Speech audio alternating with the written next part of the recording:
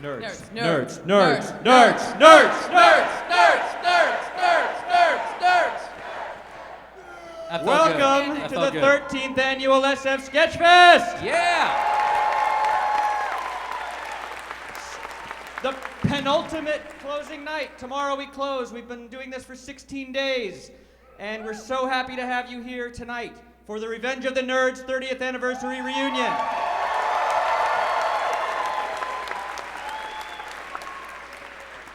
I want to thank our co-presenters, the San Francisco Film Society. I want to thank everyone here at the Castro Theater.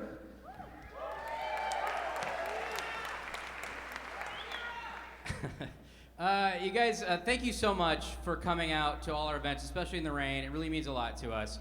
And we are so stoked that, and I can't believe it's been 30 years of nerds, you guys. I agree. All right, well, let's get the evening started. Let's bring up our moderator.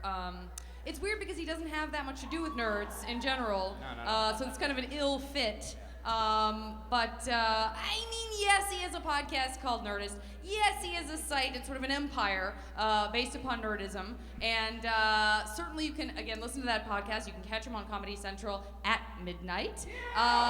You can also see him, right now, right here. Please welcome your moderator, Chris Hardwick.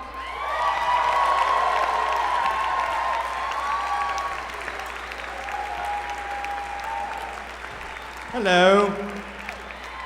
Welcome. Welcome. This stupid jacket. Thank you guys for coming to the Revenge of the Nerds series anniversary. This is so enormous for me, like huge. I'm nervous because I'm sure for a lot of you, first of all, who here was born after 1985? All right. Don't fucking try to take my shirt. So there weren't that many people before 1985 who were born here? Just some of you? Okay, good. Fuck you guys. Before 1985, this... I don't know if... I know now the whole like, oh, nerds are cool and fun now, and it's you can be out and proud about being a nerd. When I was growing up, you couldn't do that. That wasn't allowed. It was frowned upon by society, and Comic-Cons were like in people's like garage sheds, and you would just rifle through comic books, and now they become huge pop culture cons, and it's been really, and for me, the turning point was this movie made me realize like, oh shit, that's what I am. Like there wasn't a name for it before. There wasn't a name. I'd only ever heard Fonzie be like, hey, look at these nerds, but I didn't really know what that meant. And then I saw this movie and I was like, computers, robots, math, science, being socially ostracized. Fuck, that's me, I'm that. And so I saw this movie, my dad took me to see it, and then immediately, not immediately, it took 9 months for things to come out on home video in those days. And then I've seen this movie like 200 times. I can quote it, I can do the rap, I know all of it, back to front. And so I was hugely honored. I mean, I just don't think you guys understand like what this movie just really planted a flag for nerd culture and said like, this is a thing, this is the thing that's happening. And it would still take about 20 more years before the rest of the entertainment business would go, oh, okay, I guess this is a thing that's happening. But here it is. So I am honored. I'm very excited. The movie totally holds up, and we're going to get to watch it together. But first, we're going to do a quick Q&A. I'm going to talk to the cast, and then you guys will have the opportunity to ask some questions. So, please continue your thunderous applause as I introduce to you Curtis Armstrong, Timothy Busfield, Robert Carradine, Andrew Cassis, Julia Montgomery, Larry B. Scott, and Brian Tochi.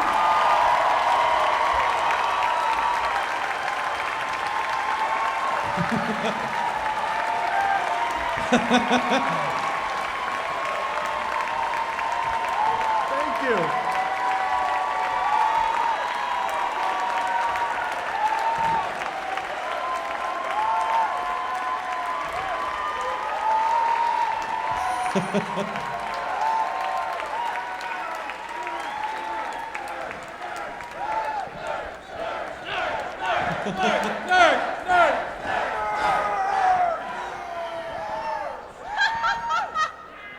Oh my gosh. This is crazy. I mean, you have if you had told tiny Chris Hardwick, like, someday you'll get to hang out with these people, and I'd be like, you're fucking kidding me. So this is huge. This is huge. This is very huge, and so wonderful that you guys all came to be here for this. Well, have you guys? Thank you for having us. Of course. So much. Thank you. So, have you guys seen the movie in a while? When was the last time you saw the movie? What decade is it? It's the way past. We're in the 2000s now. We're not in the 1900s anymore. I showed it to my new wife and her son, and they had a great time. Had she seen it before? I think she might have seen it, but she did a lot of drugs in those days, so her recall wasn't so awfully great. She didn't even know I was in it. When was the last time you saw it, Curtis? The last time I saw it was about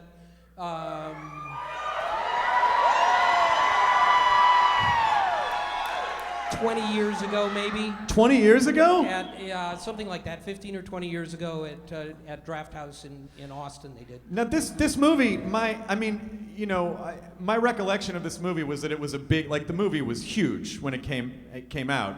So what was that, when you guys were making this movie, did anything about it make you feel like, oh, this movie's going to be like a pillar of pop culture? Or did it seem like, we're just making this movie about this? Far from.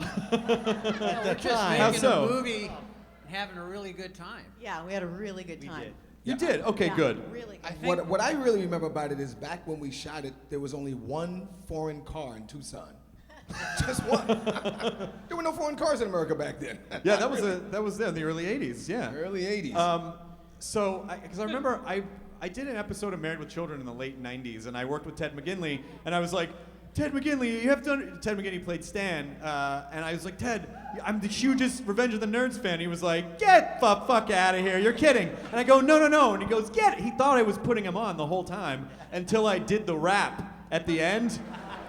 And then he didn't talk to me for the rest of the shoot. He was so weirded out. But I mean, were you? What was it like between the time the movie came out and then afterwards? Like, what happened in your lives at that point? Did you feel the impact right away? Well, I think the thing that shocked most of us was when they had the sneak preview in Westwood. There was a line around the block, and nobody even knew about the movie. It was like, how did they find out? There was no internet yet. Somehow they knew. They were nerds. They had DARPA. There was DARPA Yeah, net. They were using the defense systems. They tapped into the universe and knew that the film was out. I feel like I missed it. I don't remember seeing it in a theater. I only remember, I may have, but I don't remember actually seeing the movie in a theater. So in a sense, then, Curtis Armstrong, this is like your premiere. Yeah, kind of. We're giving you that experience. So how did everyone get involved with the movie? Let's just sort of go down the line. Was it just an audition process, or did you know the writers and the director? Or let's start with you, Curtis. I was living in New York. I was an actor in New York, and I just read for Jeff Canoe, and that's how it happened. I mean, it was like any audition. Yeah. Oh, so was Booger pretty much what we saw on the? No. Booger in that original script barely existed. He was like, he was kind of like Ogre. He was the nerd's ogre in the script. Only not as fleshed out, believe it or not. I mean, it was like, there was nothing there. I mean, he had long, greasy hair and, a cut-off jacket, biker jacket and stuff like that. And he barely said anything. There was only 2 or 3 lines in the whole script. So that all changed. How did that change in the process of making the movie? Well, we went to Tucson, and for a week, 2 weeks, 2 weeks, we worked with the director and the writers. Yeah. Which is so rare to go. Yeah, it doesn't happen anymore. What about you, Tim? I originally auditioned for Gilbert, Anthony Edwards' role, who I miss here tonight, by the way, for Tony. I auditioned for that, and I didn't get it, of course. And then I got a call from my agent saying they want you to read for a character of Lip Schultz, who was all they had was a violin playing Henry Kissinger, is what they wrote. And I had to read Larry B. Scott's dialogue because I had no lines. All they had, there wasn't one line that Lipschultz had in the original, but our prop guy was named Lipschultz. And he didn't like the fact that a nerd was named Lipschultz, so they changed it to Poindexter. And I went to a thrift store on Pico Boulevard, and I said, look, if I can't find this guy, I won't go in. And I went in and I found the glasses that are used in both the movies, and parted my hair and put on a suit and found the body, and then went to the audition. And Susan Arnold, I think, the casting director, said, who are you? And I said, I have a 2 o'clock. She goes, I don't know you. And I said, it's Tim Busfield. And she went, oh my God, oh my God. And I went in and I had to dance to Beat It, the dance you see in the movie, the Poindexter dance. I did that, read a couple of Larry B's lines, and Jeff Canoe offered me the job on the spot. And that's Wow. how I got involved.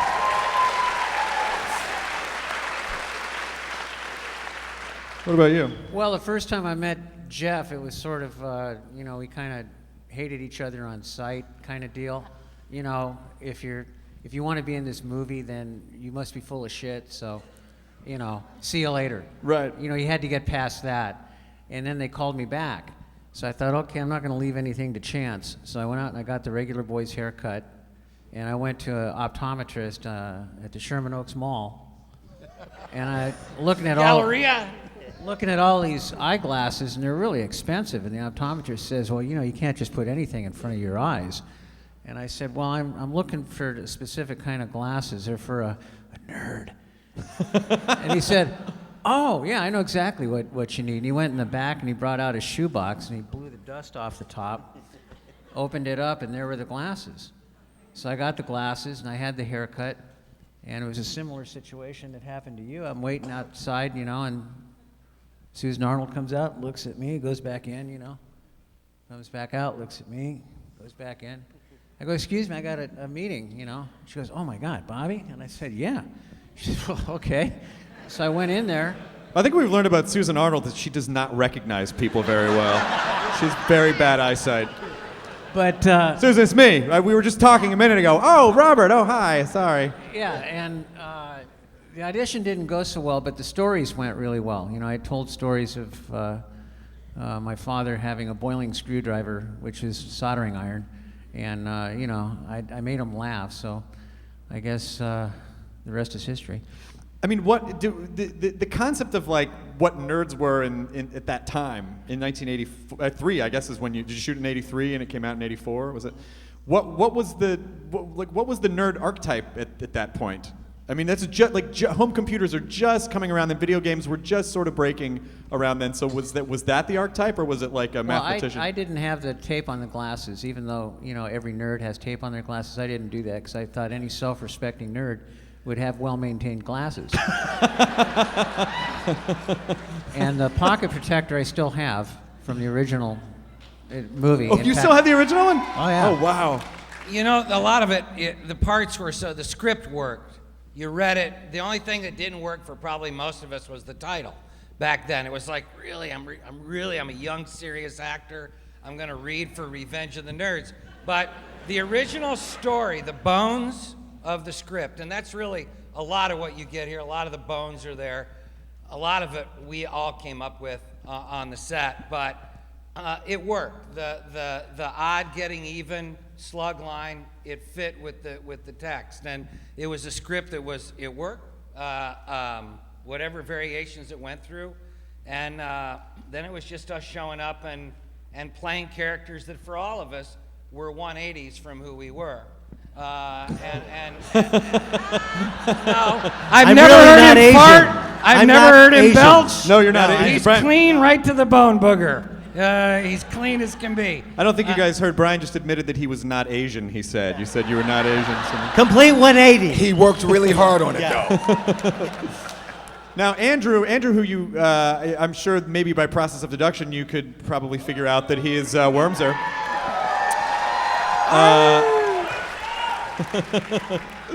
So what was this? How did you get involved with this movie? I was a kid actor. I was auditioning a lot. I was getting some good hits, and this was a great opportunity. And I didn't have to go out and get glasses or do anything like that because those were my real glasses. Those were my real teeth. People ask me about that. That was my real haircut. I don't know what my parents were thinking. Oh, I had that haircut too. It was like someone just took a bowl of SpaghettiOs and just went plap, and then just sort of cut around, It's and very then that was the utilitarian. hair. It's very Yep. easy. You Yep. know, you don't have to maintain it. Just It's- one. You could just peeling an apple in one right, peel. that's Like right. that's just like one time around and one and done. Anything below the bowl dies. Yeah, that's right. So you went to Tucson as well and worked out the character of Wormser? And Yeah. Well, no, I didn't go to the 2-week thing that they did. I came in later because there's a thing with kid actor. It's tough to get the time. You know, there's a lot of rules with the school and all that stuff. You can't be taken out of school. So that was that. You know, so I didn't get to do that. But I came in to Tucson. We spent 8 weeks there, and we learned the rap number and the. I mean, I don't know what I was doing. I couldn't believe he could dance. Trying to dance. Like, I never did that before, so that was a little bit experimental, but it worked out. yeah. So all in all, what do you remember about the experience? I remember. Well, there's a lot of things I remember. I remember that all these guys took care of me. They were like my big brothers, really, on the set. And I remember, I mentioned school. You have to have this amount of school and all this stuff, and they had a tutor and all these things. And they would hide me sometimes from the PAs. Where's Andrew? Oh no, we haven't seen him. Oh, he's got to go to school. Yeah, no, we'll let you know. So they took care of me. Yeah. So Julia, how did you come into Revenge of the Nerds? Let's see. I had just gotten to LA. I'd done one little movie, and then I had this audition, and it was kind of disarming because Susan Arnold, the casting director, said, "Just do nothing. Just be you." And I'm like, oh, that's scary. I was like, well, what does that mean? And so I tried to just do very little, and apparently, even though I've never been a cheerleader, I didn't have ever a boyfriend that looked like Ted McGinley, and I never certainly had been in a sorority, but I did go and learn, these guys had all the rehearsals, and the nerds had tons and tons of rehearsals, which I would drive up on my own and just sit in the house and watch them because it was so much fun watching them figure out all their little tricks with the blenders and the this and the smoking pot, and it was to be in their company, in their ensemble, and then I'd go, okay, what should I be doing? I'm all alone here and no one's rehearsing with me because they didn't need to, and so I went into town and got a pin that I pretended that was from Stan, and I created some things of my own, and when I got the part, I was thrilled just because, my God, it was a lead in a movie, and Robert Carradine, for God's sake, was my boyfriend in the end. Well, in the end. Which I always, it wasn't until I was old, I totally accepted the way that you guys got together. I totally accepted when I was a kid. I was like, yep, that's probably how that would go down. Not literally. Okay, fuck it, whatever. So, we're grown-ups. But then as I got older, I was like, the second his head popped up and you realized that wasn't Stan, it'd be like, all right, well, you're fucking under arrest because that's not okay. It was the 80s. Yeah, it was the 80s. I don't know. Drugs were involved. I'm not sure. I have been asked that question one other time, and I'm like, you are so right. What was I thinking? He was that good. He was that good. Well, it's usually in those moments where you remind people, this wasn't a documentary, right? This was acting, and people were pretending.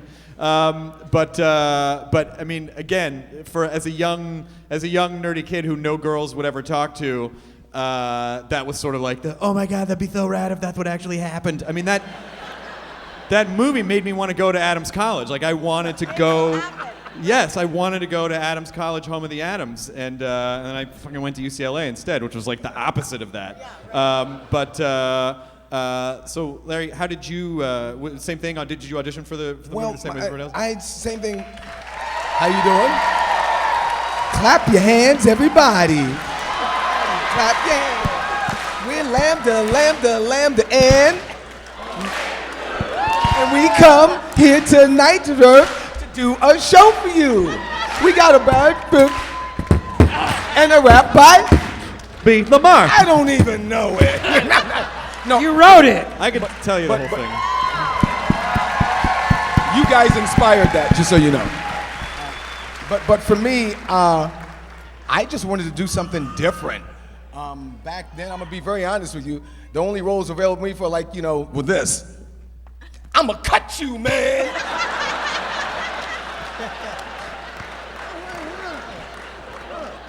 I'm gonna do something different. So That's where the javelin came in. I came in.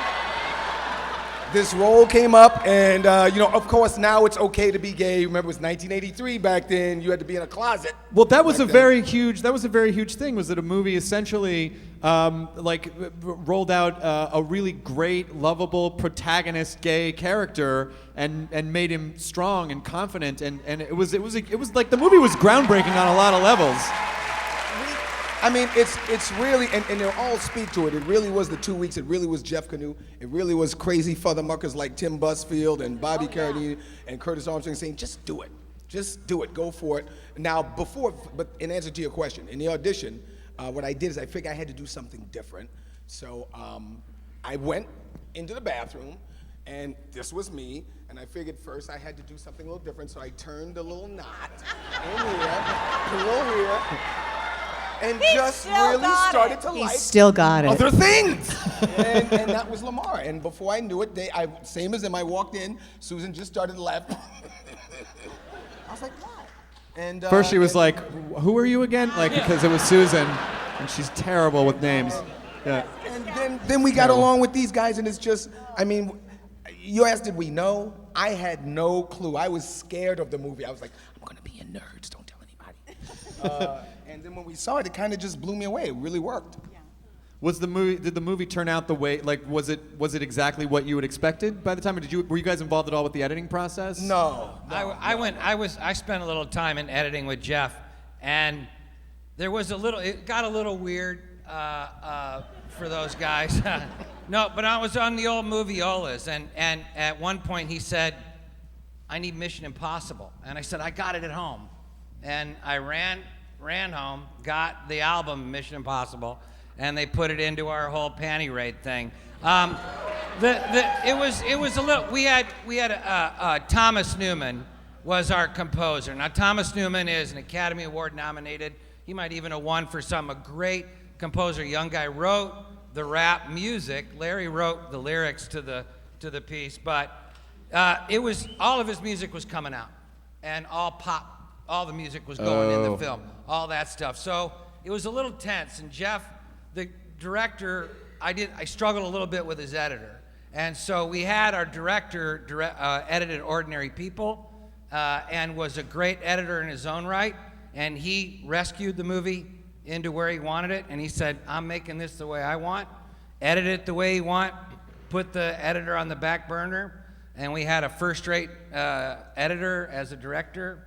Added all kinds of different music to it, really built the story out. And, they say there's the movie you write, the movie you shoot, and the movie you edit. And anybody that hangs on to the movie you write, you're ultimately going to end up unhappy with the movie you edit. We all touched it, and we're messy.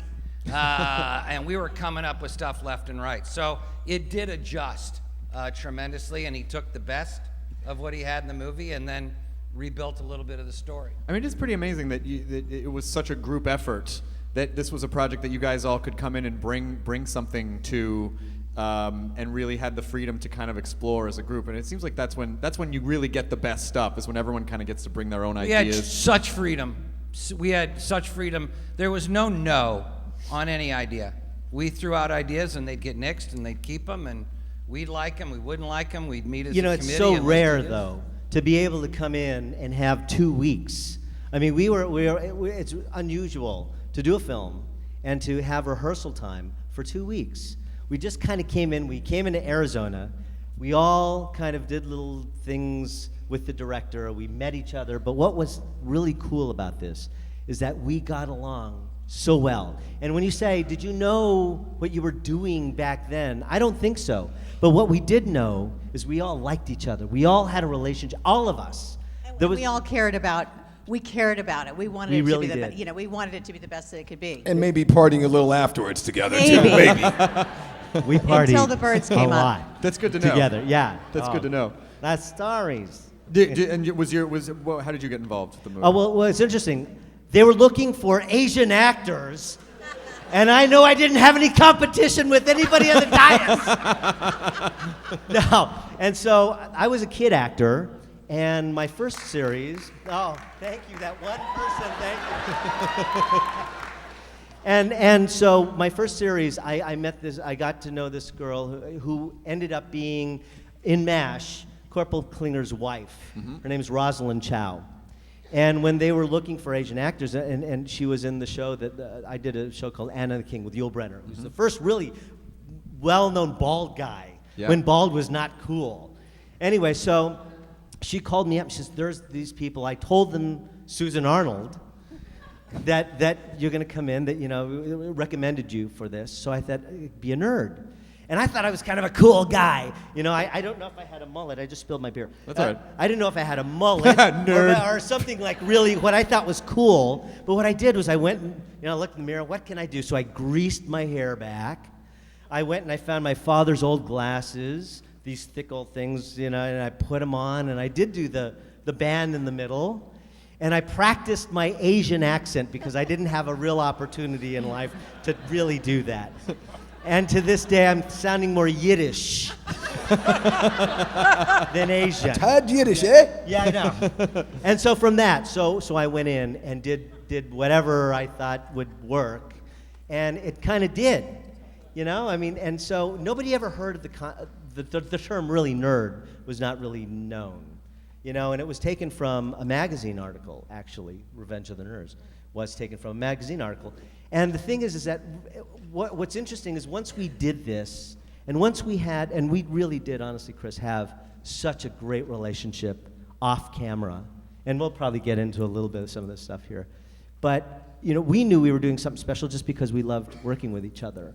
And the concept of nobody knew what a nerd was, really. It was never really in the vernacular. It was not part of the dialogue on the planet.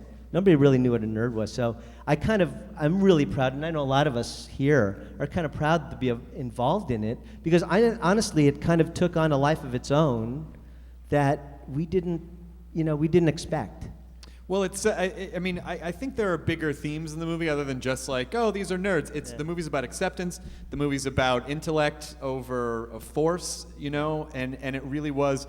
Movies like Revenge of the Nerds and Real Genius were movies that made smart kids feel like, oh, you can be powerful with your mind, even if you can't beat the shit out of someone. And honestly, the revenge that you get with your intellect is way worse than just someone hitting you in the chest, So it really was a special movie, again, for a lot of those reasons, but certainly the acceptance factor. Were there things that you guys really wanted to in the movie that you tried to get in that just didn't work? Like what's some stuff maybe that got cut out that people didn't see in the final print?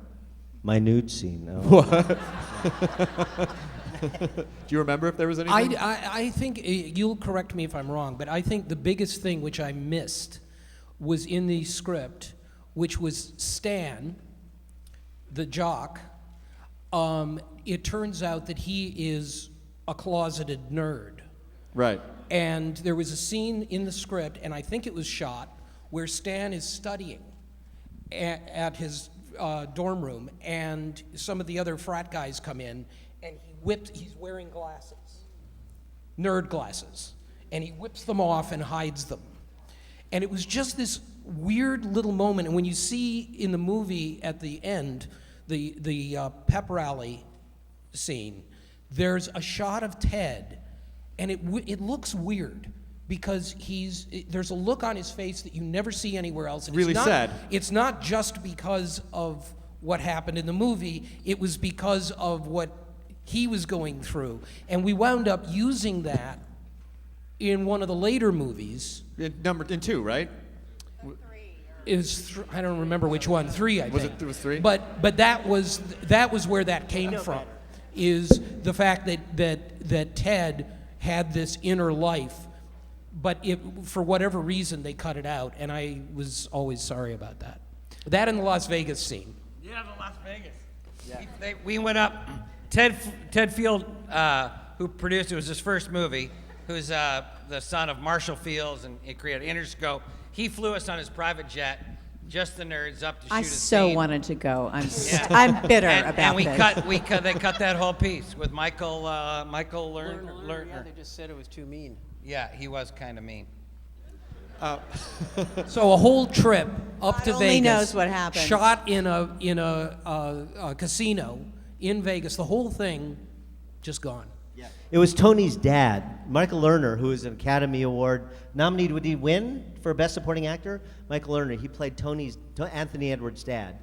And so there was a scene wherein he was prejudiced.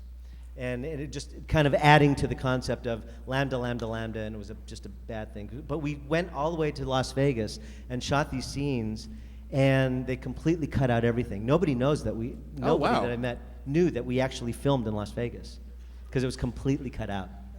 I wonder what the maybe they just felt like it doesn't really directly involve. I mean, you pretty much get a sense of who the characters are without that. But again, I also want to have a huge round of applause for the actors who weren't here tonight, like Anthony Edwards, or like Donald Gibb, who played Ogre, or Bernie Casey, who played UN Jefferson.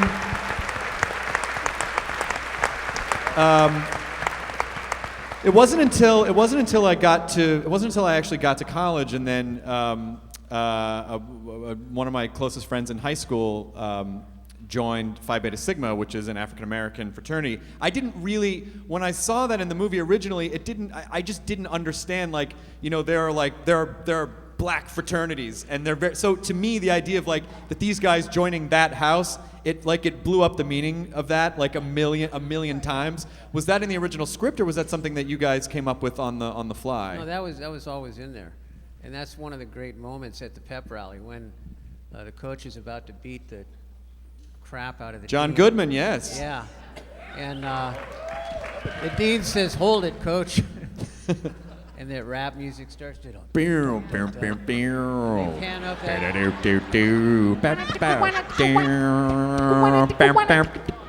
and each one of the lambdas. I know it. You know the movie. It would scare you how much I know this movie.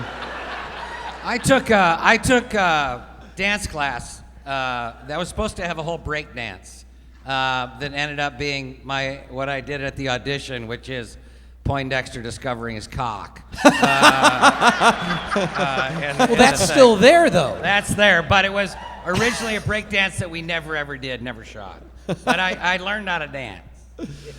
It was even. And I'll give you one. Okay. Why is Booger dressed as Elvis Presley? It makes no sense. Well, I just thought it's just because everyone was. I had worked for what? I know, Booger Presley, but why Presley? It doesn't make any sense. So what had happened was they gave me a tape. It was the first video machine I'd ever seen of Presley, and they said, you have to work up an imitation of Elvis Presley, and you're going to do it at the pep rally.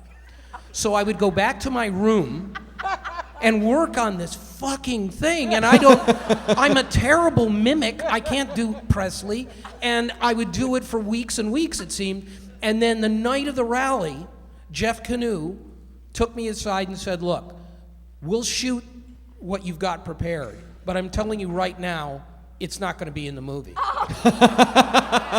And I said, okay, forget it then. And I was relieved. But we had already shot our big scene, so I'm in there dressed as Presley for absolutely no reason at all. Well, it did.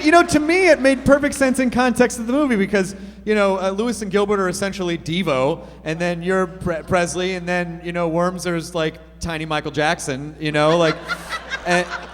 it's sort of I don't know. It to me it sort of encapsulated what I thought I was seeing in that last moment of this is who they are inside. This is they're all sort of coming out at the end is Yeah, like this is really like deep down inside, Booger is like an Elvis Presley. He's just like a really snotty, belchy, farty Elvis Presley. All the subtext we would That never sounds good know. to me. Yeah, exactly. You know, we leave it to the audience to do that. Yeah. You know, there's another interesting thing that a lot of people do not know, most people do not know, is that when we started shooting the thing, the dailies or the rushes, which are the scenes that were shot for the day, and the director sees it, but the executives at the studio get to see it as well.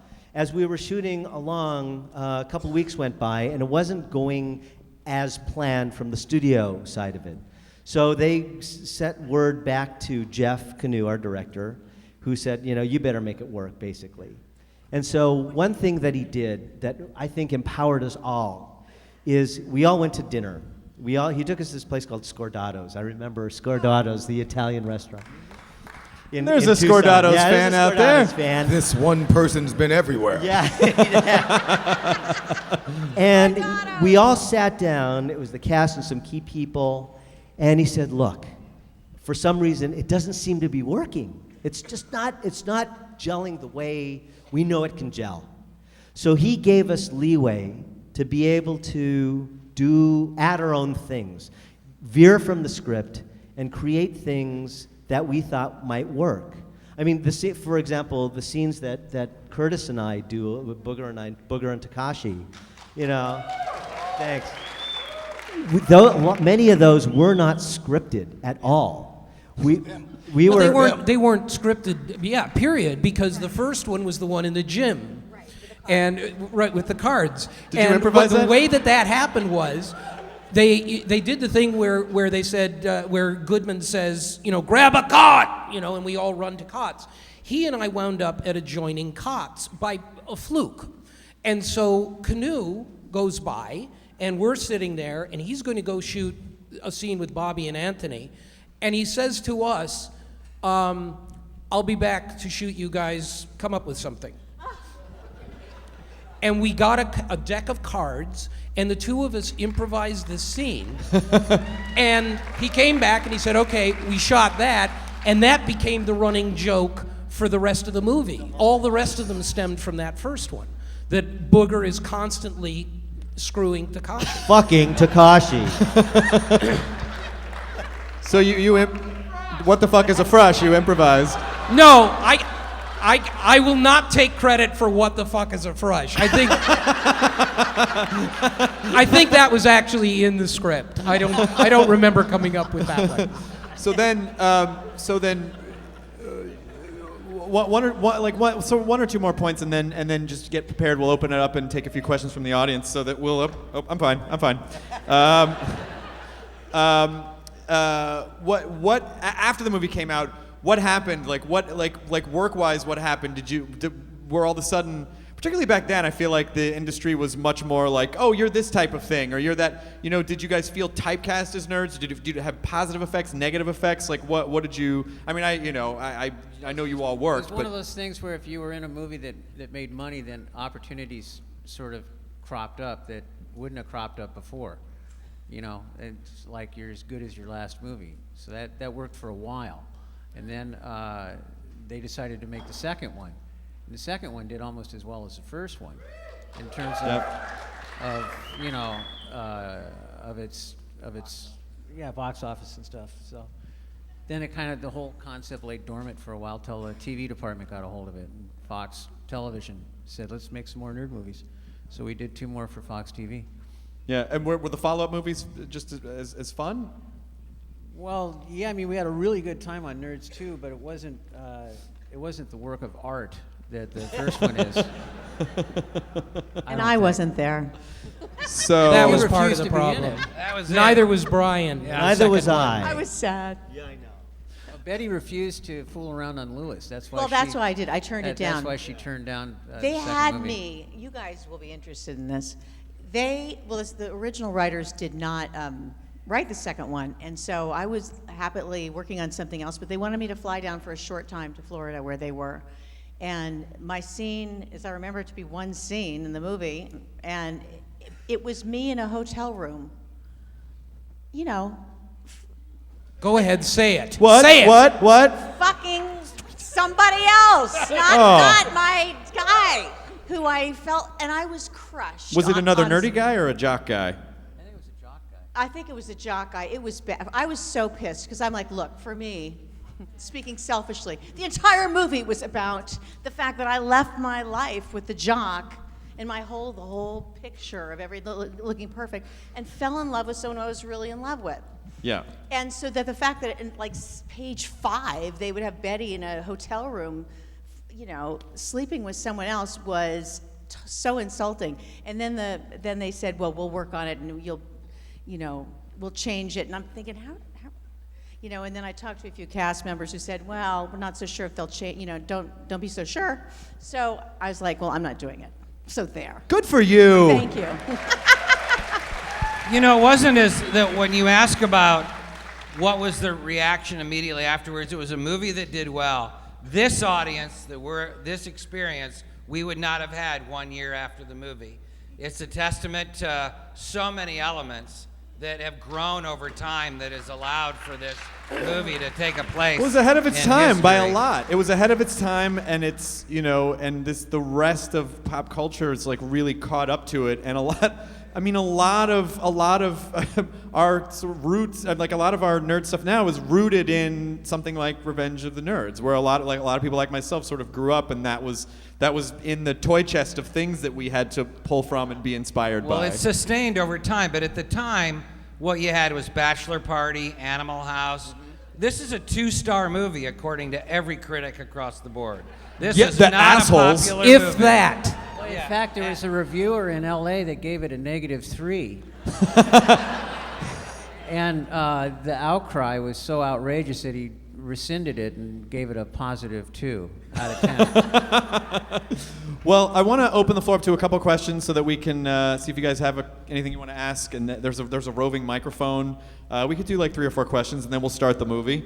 Anybody have a question? I see there's a young man who's darted his hand up. He's eager. He has a lot to say. He's has an internal. I'm killing time. Okay, go ahead. So this is, I'm sorry, it's actually a question about the sequel, but, and actually I realize it's not particularly a question, but the opening shot is of a poster of a baby reaching towards a computer. It says, class of 2001. I'm that baby. Oh my God. So- What? Wow. Wait a minute. Take your hat off. I thought I recognized you. So I've always had a kind of special connection to these movies. I just want to say thank you. What is your Thank name? you. What's it? What's your name? Nate Martin. Nate what? Martin. Nate Martin? Are Yeah. you on Twitter, Nate Martin? I am. Then people should tweet at, what's your Twitter handle? Nate Martin SF. Nate, it's not Revenge of the Nerds 2, baby? No, it should Because I be. feel like it could be that. If you want to be cool about it. People should tag you and go, that's a Reddit thing right there, is like put the picture of the baby and then Nate Martin now. And be like, Problem is I'm trying to find the poster. I can't find it anywhere. oh, call the studio, tell them I'm the fucking baby in the poster. Thank you. Thank you very much, Nate. It's nice to meet you. Any other questions? This gentleman right here in the Tri-Lam sweatshirt and the cap darting up. He's so nimble. Look at him. Don't fall on your face. This He's would a end well. tri-lam. All right, it's kind of like a 2 or 3-parter. The first is about mopery. Have you guys ever been convicted of mopery? Do you know about that? Mopery. Yeah. Exposing yourself to a blind person. Curtis. Yeah. That's right? one of our producers in that scene. That's David Obst. And Really? played that. It was in that scene, yeah. I don't know where that came from. Mopery. Oh, I'm glad it did. It was in the script. It was original joke, and I always loved it. Exposing yourself to a blind person. Yeah, right? A terrible It's thing just to do. so odd. Yeah. My other question is, how could you ever get tired of that ass, Takashi? What was the question? Oh, he said, How how could could you you ever ever how could you ever get tired of that ass, Takashi, is what he said. It's when they put all the surveillance cameras in, and again, a lot of things they did would be horribly frowned upon in today's culture. Putting cameras in and watching them change at the or putting a naked girl in a pie tin and then passing around, instant expulsion by today's standards. But at the time, that gets you control of the Greek Council. You didn't have to say we have Bush. Come on, sir, please. I hope. Do people scream that stuff at you in the streets still? Yes. Oh, you. So sorry. Yeah. I get All party, the time. party all the time. Were you like, when I was on Moonlighter, you could yell something from that. You don't have Doesn't to yell matter. the Bush thing. No, it We've doesn't got matter. Bush. That's Was there another part to your? Was there a third? Okay, you said 2 to 3. Okay, fine. No, hey, it's your world. Yes, madam. Yes, you. Yes. Hello. What's your name? I'm Colleen. How are Hi, you? Colleen. Good. Nice to see you. What's your question? Oh my God. Sorry. First off, this is a tremendous honor to be in front of all of you. I'm so elated. The movie was an absolute gem, and the idea that my friend's father didn't know what the movie was, I'm like, oh my God, we've got to go rent it for you right now. Come on. I guess, yeah, question. That would be good. You're on your way to a question. Yes. Kind of going off what you just said. First off, We've got Bush. No, I'm kidding. yeah, that too. I was looking up all on IMDb right beforehand. For those who don't know what that is, that's a website. You're with a bunch of nerds. Well They played. know what IMDb is. I like to think she was being sarcastic. Okay. Points. And I must admit, I was surprised when it said best known for, and about 50% of you, it didn't say Revenge of the Nerds. And I was like, you guys need to call up and say, hey, that's not cool. Yeah, why don't you just call up IMDb? Yes. WT No. fuck IMDb. Hi, The last thing you want. You got it wrong, I. The last thing you want is a 30-year-old movie being what you're known for. You want to bring that up a little bit. Okay. Again, thank you very much. Thank you. Thank you. I think where's it? In the back with Is that? uh, oh, there's cell someone phone. waving a Very cell phone in smart. the back. That's smart. Way in the back there. Run, Forrest, run! Please don't fall. The phone. See the phone? See the phone? That's so smart. Run to the light, Hey, Chris. Carolyn! Run to the Chris, light! mine is also about the second movie. Okay. In the second movie, they had this comedian dude who also sang a rap song. Barry Sobel, yeah. that was Barry Barry Sobel. Whatever happened to him? Whatever. Barry, is that you standing in the back? Chris Hardwick! Oh, I'm a Barry big Sobel. fan. Hey, Is he's that you, here. Barry? He's here. Yes. Is Well, that you? So- come so up whatever and wave, happened to Barry me. Sobel, you should come up and wave. Come Good. on down. Come Thank you. on. Oh, he's waving from the back. it is Barry Sobel. There's Barry Sobel. Barry Sobel is in the house. Big fan. Love the franchise. Big fan. Is it Barry Sobel or are you It really fucking is with Barry us? Sobel. Really? I can make him out in the back. Yeah, that's Barry Sobel. How's it going, man? He sounds Sobelish. What's going on? You want to hear my Chris Hardwick impression? Chris Hardwick! I'm a nerd! Barry Sobel. Chris! Barry Sobel. It's good to see you. Did you want to come up and say No, hi? Or? I just wanted to say I love both movies. I love the second one a little bit more, and my question really was, what did happen to me?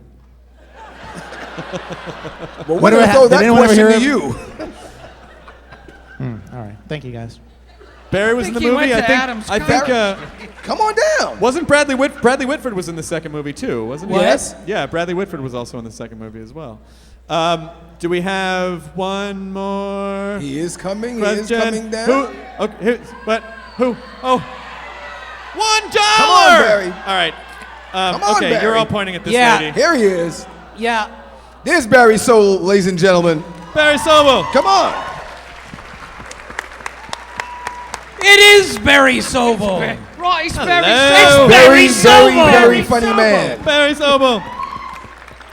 Take me back Barry to Sobel. paradise. 38 special, closing credits song. I know a lot of stuff. This is a true reunion. Barry Sobel from Nerds 2. What is your name and what is your question? Hi, my name is Jade. It's not really a question, it's more of a challenge. Please don't be like the internet and judge before you have heard what she's going to say. If it's awful, then you can make that noise. It might be awful. Okay. But I've always wanted to have a burp off with booger. Well, that's awesome. I don't know why you would think that's awful. That is the best thing ever. I think we'll all agree. I don't know if you're Curtis, up for you gotta it, tell the but story. you'd make a girl Curtis, really you gotta tell the happy. story. You would win. What? Because. Bug. No. Magic No, this is good. This is really true, and I this is really only good. know this because of Busfield. But when we did it, obviously I was not really burping because nobody can do that, right? I mean, I was just pretending. So All right, there's no this is a Santa little Claus? hard lessons, folks. Listen, Thank I you. wasn't burping. However, so I was standing up there just going. And the idea was then they would find somebody to, like a stunt belcher who would come in later and do it. Well, he was in there and they were going through all of these people and they couldn't find anybody to do the kind of really rich, juicy, extended belch. And they wound up using the sound of a camel fucking another camel. You know what? What you're hearing is the sound of a camel orgasm. This is say, absolutely true. He was there. I gotta say, No joke. I think I speak for everyone when I say at first I was disappointed. I felt like Hollywood lied to me. Everything I believed was dead. But you just told me that, and that is the fucking only thing that would have made that okay. Literally the only thing that would have made that okay. That is incredible. So, if you want to have a camel come off with Curtis Armstrong, I say bring your camel. That is amazing. That was pretty. You know what? Just one more from this side. This side we didn't get to answer a question. Shut up! Shut up! Shut up! I will turn this car around and take you kids home. One more. Just one more from over here. One more from this side. And then, yes, because if you stop asking questions, then you can see the movie you paid to see. What? I know, but they want to see it too. All right. One more. Hi, I'm Scott. I'm checking IMDb. Never mind. This is to Curtis. Curtis, you played such a great string of extraordinary characters after the movie. How much of it was developed as Booger? I misunderstood the question. You had such a great stream of extraordinary characters after the movie. How much of that came from playing Booger? Oh, well, I mean, there were other movies that I got because of that. It's like what Robert was saying, is that because the movie became so popular, you wind up getting other parts because you played that part. I didn't get really any other parts that were like that. I mean, that was Charles it. Dumas. But, huh? Charles Dumas. This mountain, it's all snow. Do you know the street value of the... Well, yeah, but it's not exactly the same. But it helped, I think it helped all of us because it gave us exposure, for other jobs after that. That's the only way I can answer that. So on this 30th anniversary of Revenge of the Nerds, we're here in this theater full of people who were all inspired by this movie, it's tough to get people just to come out to see a movie that just came out. But to have this many people, probably like 1,000 people come out, is there anything sort of one at a time that you as sort of our nerd progenitors would want to just say to the fans, to send us off so that we can go and all watch this movie together? Anything that the movie's meant to you or that you want to say to people? Anything, one at a time.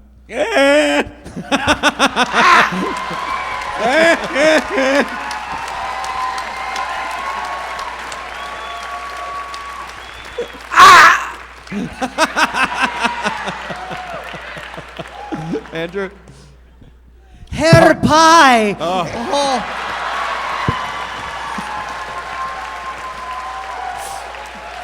Party, party, party!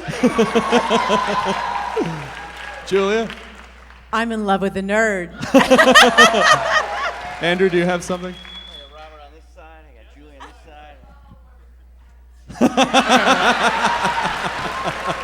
this side. And then finally, let's end with Curtis. I've already done all of my good ones.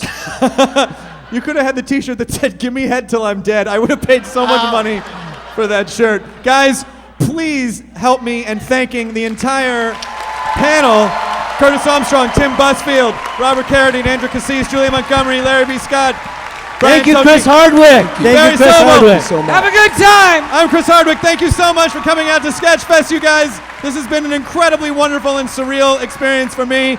And now, I present to you the 30-year anniversary of Revenge of the Nerds!